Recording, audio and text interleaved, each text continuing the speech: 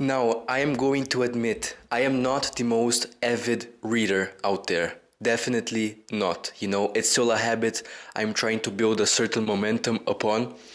And every time I see someone, devouring those like 1,000-page books, I also feel like that pinch in my heart, like, damn, like I should be finding a way to do that. And when you think about it, it wouldn't be that difficult, because you only need to read like, I don't know, let's say 10 or 20 pages a day. And in 20 days, reading 20 pages a day, you have finished a 400-page book, just like that. But even though I'm not an avid reader, there is one thing which I have realized that is a common pattern, a certain trend that makes me pick up the book, and that is that feeling, that delicious and dopaminergic feeling of picking up a book that just like fills you with excitement. I don't know how to explain it. It may be because of its content. It may be because it's related to something you're interested in. It may be also because of its format. Because yes, I have that list of all of the books I need to read before I die. But the ones that I actually end up reading from beginning to end and don't leave in the middle are the books that just, when I look at it and when I just hold it in my hands, it just, I don't know, it unleashes something inside of me. For example, I'm going to give the examples. Don't interpret this as I am reading this all at once, but these are one of the books I intend to read.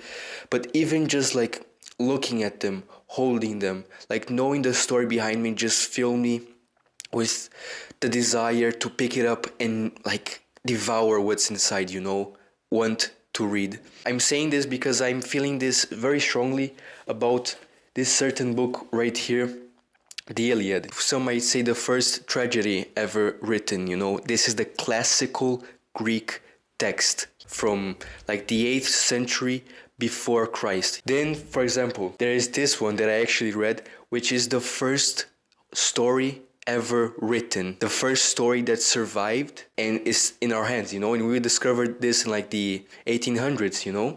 It's crazy stuff. Maybe it can be something that is non-fiction and it's not that, like mental, like studying something that you're passionate about, like I love writing and I'm like a creative writing school, which is a total waste of time.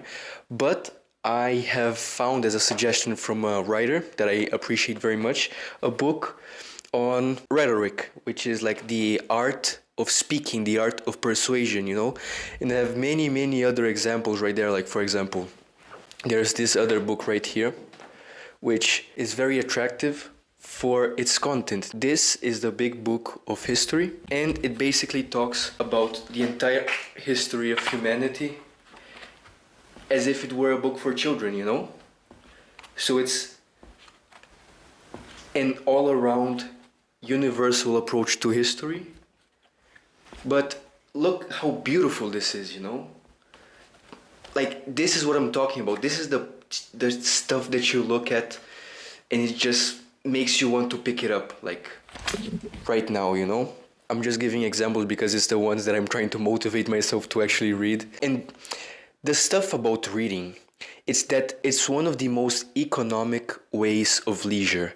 It's one of the most cheap hobbies to have, and you always get something back from it. Then we have this delicious book right here.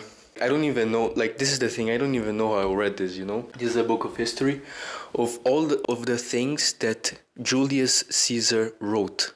Yes, Julius Caesar, the dictator, the Roman guy, he wrote, he wrote about the descriptions of the wars, and it's all right here, like with the maps. Like, let me show you just how dope this is. Look, there's an image with like a certain timeline of like a description of a war that Caesar had like more than 2,000 years ago.